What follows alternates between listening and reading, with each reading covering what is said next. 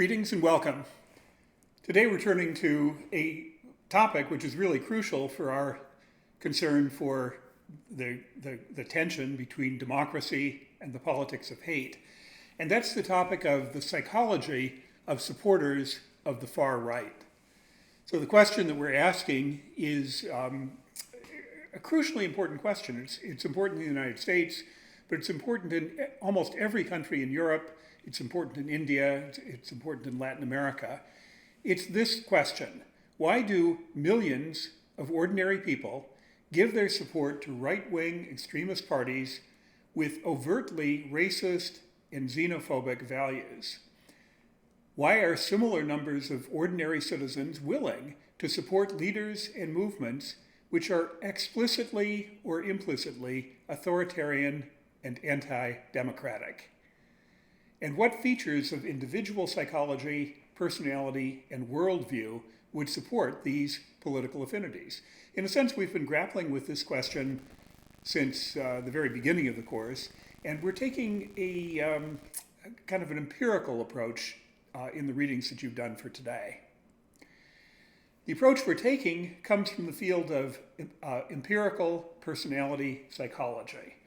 And personality psychology is a field of research which attempts to understand some very basic features of human motivation and behavior.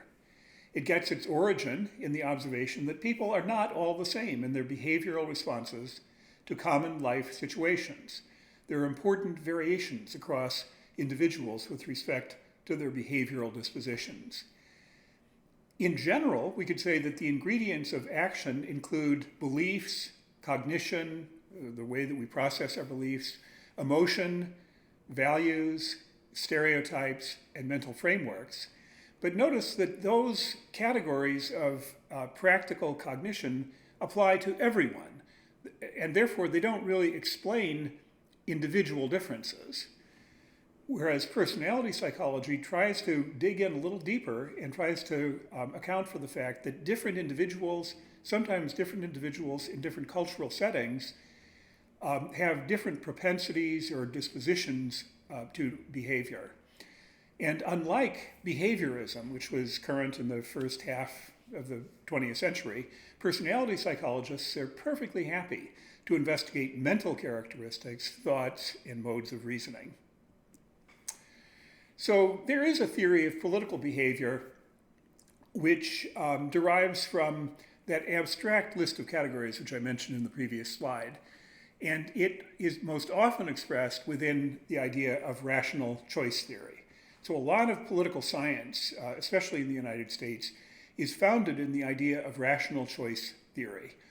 And this is the theory that people make rational decisions based on their beliefs and desires, and then they choose candidates, they choose policies, they choose the things which they invest their political energies and their actions in, on the basis of what they expect will work best for advancing their goals and desires. And so to take just a very simple example, if we assume that the primary concern that people have is to have the highest material standard of living possible, and they believe that politicians, political leaders, through their policies can influence one's standard of living, then the inference would be rationally the party or the candidate who can make the strongest case that he or she will bring about the greatest likelihood of a high standard of living, that's the person who will gain political support. And remember the slogan which Bill Clinton had, which of course you don't remember, but I remember, "It's the economy, stupid." That kind of depends on this theory of rational choice. But it turns out, and I think we've seen lots of evidence of this, political behavior is not wholly rational. It's not wholly means-end rational, and people do not always act in their narrow self-interest. On the positive side, we can say that there are forms of collective action. There are people who come together to advance things which they think are in the public interest or in the good of the people or the groups of people with whom they identify. There are features of loyalty and commitment which affect political behavior. And there are also currents of ideology and passion which influence people's behavior. And as we've seen, some of those currents lead to support for right-wing, authoritarian, and racist causes. So the question then is whether there are personality traits which are influential in determining political behavior, or if not determining, then influencing political behavior. There's an interesting article I didn't ask you to read, which is called The Secret Lives of Liberals and Conservatives from 2008, which is asking the question, just a really very basic question, if we divide population between people who characteristically vote liberal and people who characteristically vote conservative, are there personality traits as defined by standard measures, standard research instruments, which distinguish between those two populations?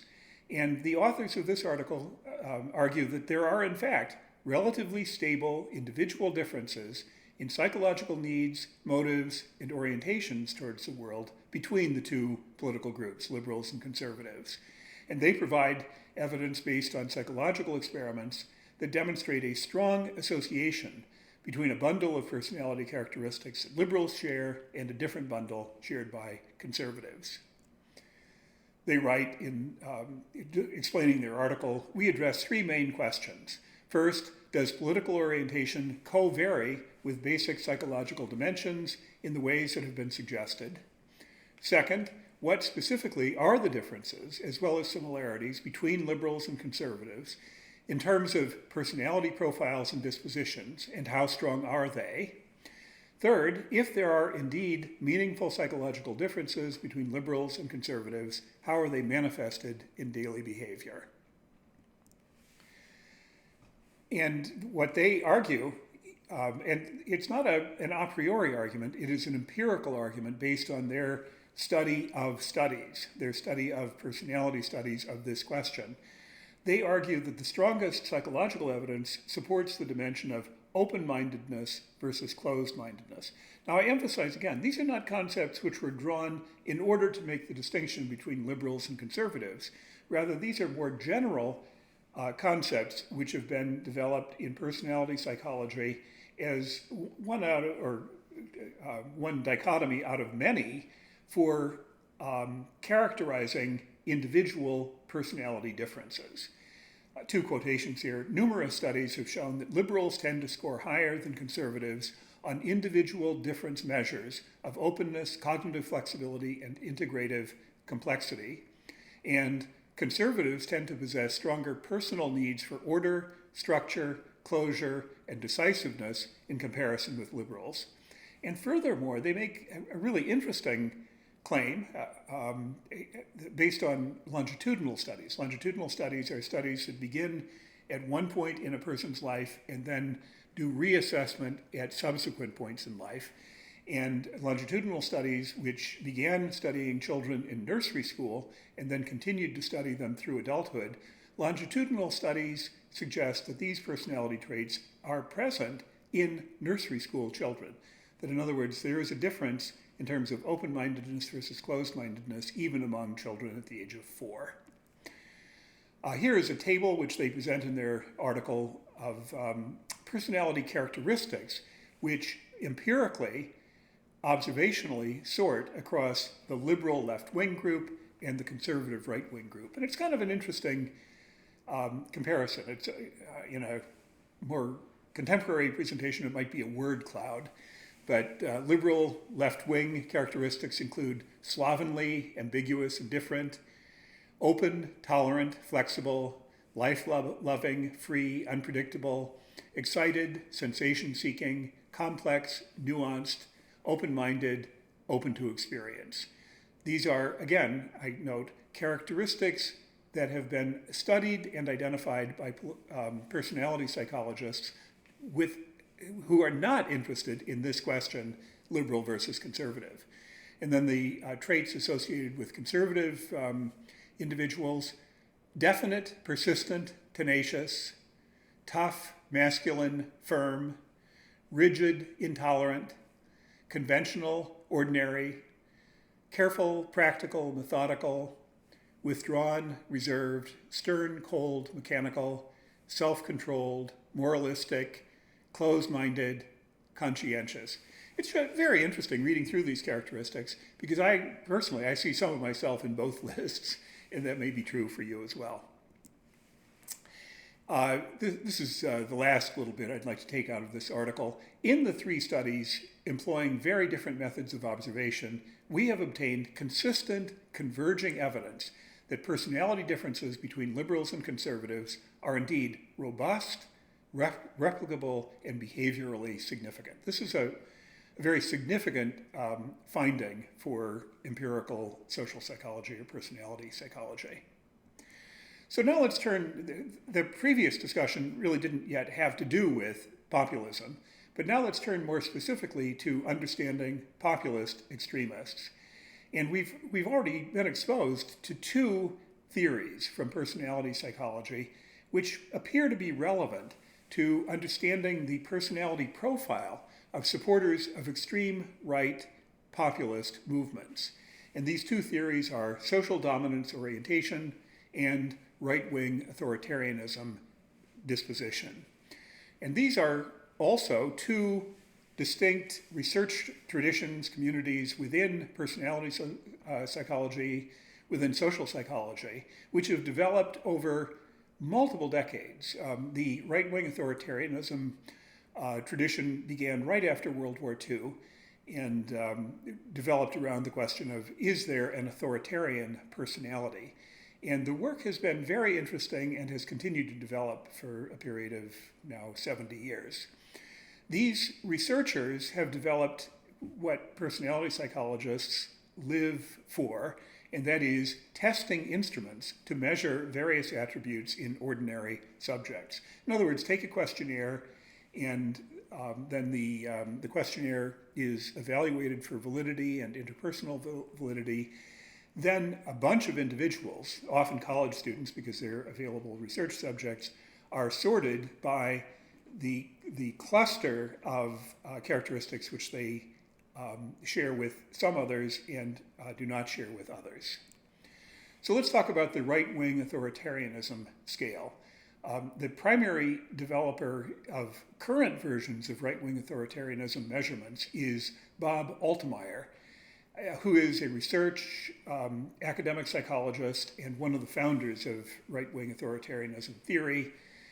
He developed an instrument for measuring an individual's propensity for authoritarian thoughts and actions. This is a really important instrument, I think. This is the RWA scale, and its methods, this method has received widespread adoption and use. Quoting from the article that you read, the right-wing authoritarianism scale measures the degree to which people defer to established authorities, show aggression toward outgroups when authorities sanction that aggression, and support traditional values endorsed by authorities. Just think about that definition from the lens of the empirical phenomena that we've been talking about, which you've learned from Moody, for example, about right-wing politics and populism. The deferring to established authorities, aggression towards outgroups when sanctioned by authorities, and supporting traditional values when endorsed by authorities. This maybe sheds some light on how important the relationship is between individual followers' behavior and the messages and communications which are issued by leaders. Here's a quote that I think is an important one from the article that you read. Right-wing authoritarianism, as currently measured, is an individual difference variable that assesses attitudes concerning 3 co-varying facets derived from Adorno's original work. He had 9 dimensions, and the 3 which are measured here are authoritarian submission, authoritarian aggression, and conventionalism.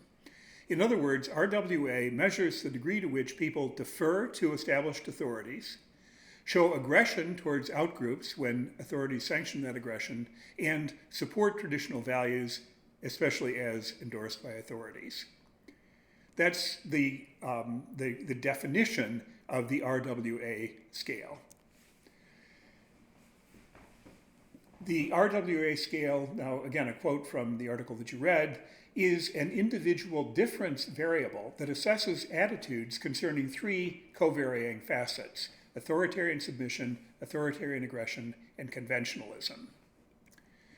We can ask, and probably the important thing to emphasize here is that when this questionnaire is administered to random groups of individuals, there is a sorting of individuals into groups, into individuals who score high on the RWA scale and those who score low. In other words, these characteristics are not randomly distributed.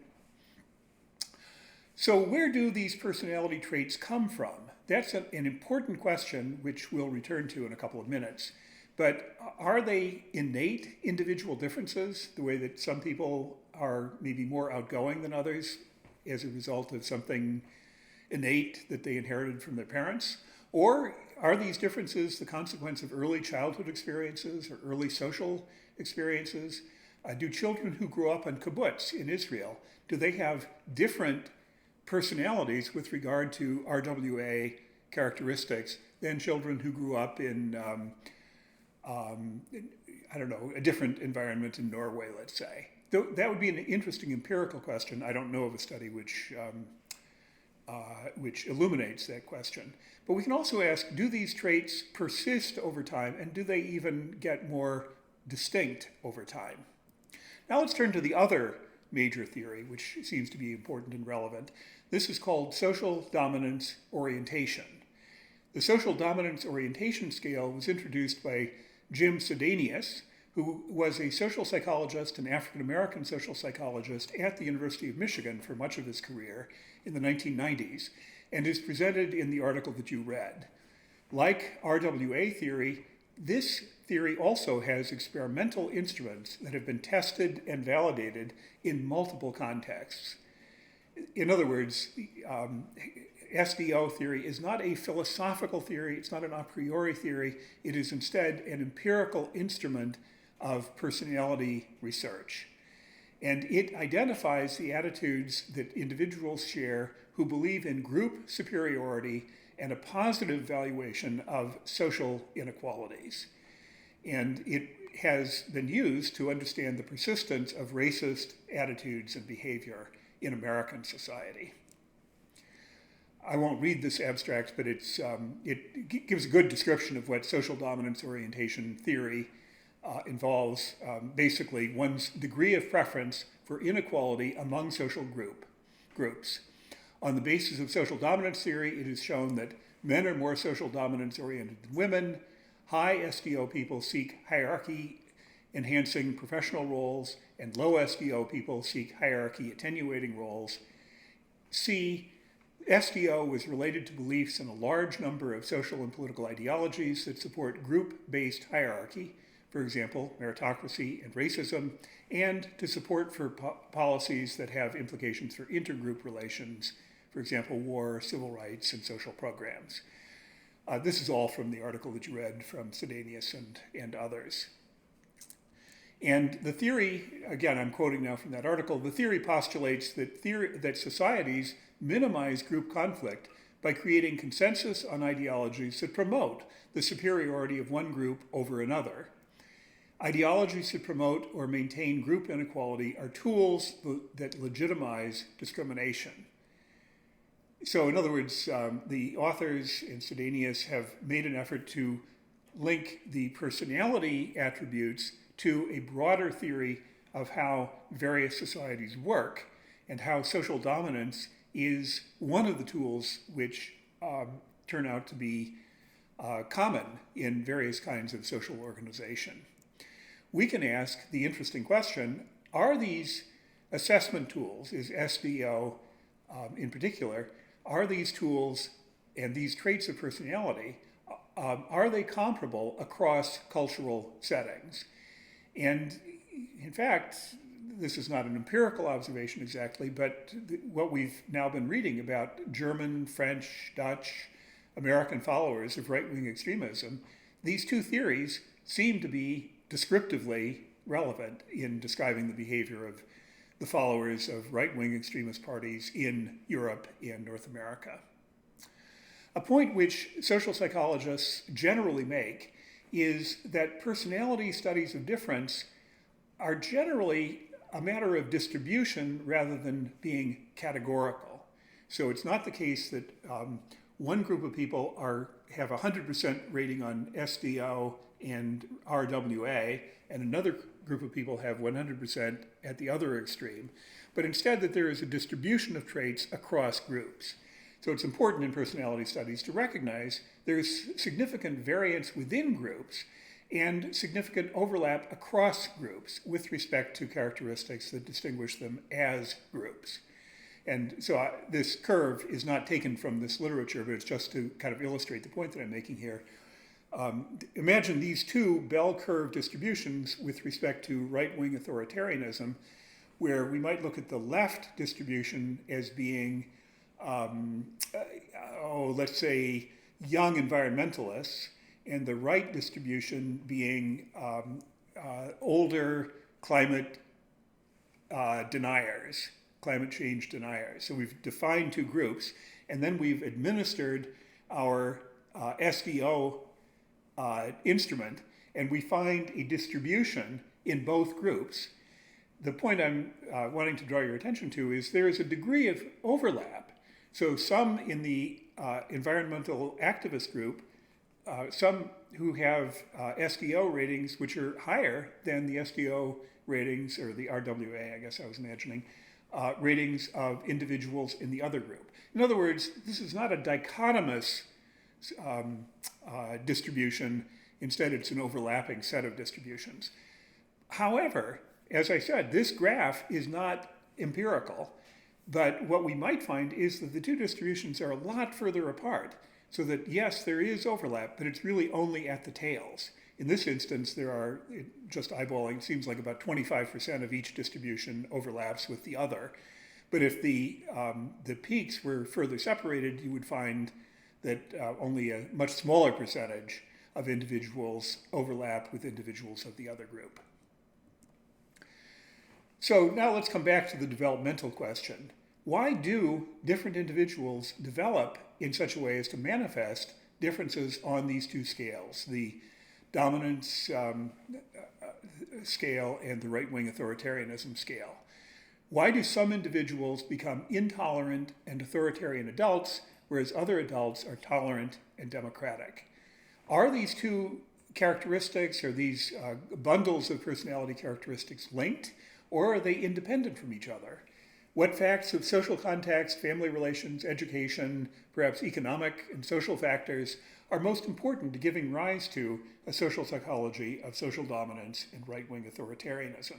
This question was one of the driving questions for the earliest theories of authoritarian personality, and Adorno in particular, who was a refugee from Nazi Austria and Germany. Were there circumstances in the Weimar Republic which especially enhanced authoritarian personality? That was kind of a key question. A theory is offered in the readings that you've done. Saunders and Nagel offer a social cognitive theory. It's referred to as motivated social cognition, and they give an academic reference. But the claim is that people who adopt right-wing authoritarian attitudes to meet psychological needs such as reduction of fear, existential needs, uncertainty and loss, epistemic needs, as well as meeting related needs for structure and cognitive closure. So what they're basically saying is RWA attitudes are cultivated or enhanced or encouraged in individuals as coping tools for coping with fear, uncertainty, and other needs. This is summarized in these terms: analyzing political conservatism as motivated social cognition integrates theories of personality, epistemic and existential needs, and ideological rationalization. On this approach, conditions of insecurity, fear, and threat are thought to encourage the personality psychology of intolerance and authoritarianism. I would say that these theories are useful for our purposes in the course. The rise of right-wing populism, right-wing extremism.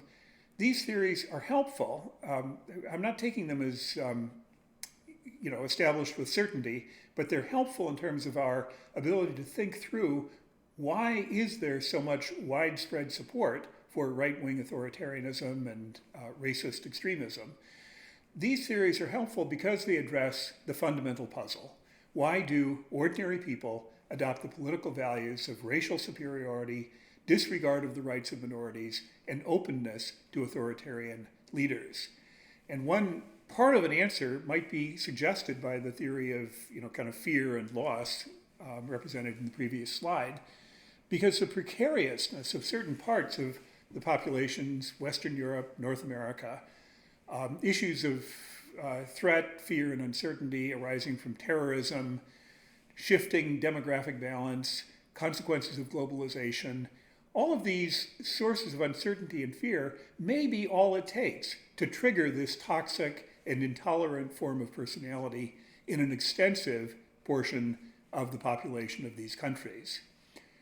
This suggests, it's suggestive for us, I hope we'll have some conversation about this, that the theories of authoritarian personality at the individual level and the political entrepreneurship at the political level may go a long way to explaining the scope and depth of right-wing populism in liberal democracies today. But the discussion may also suggest a remedy, which is to reduce fear, to increase trust, and to reduce the forms of uncertainty which possibly trigger an inclination towards right-wing authoritarianism.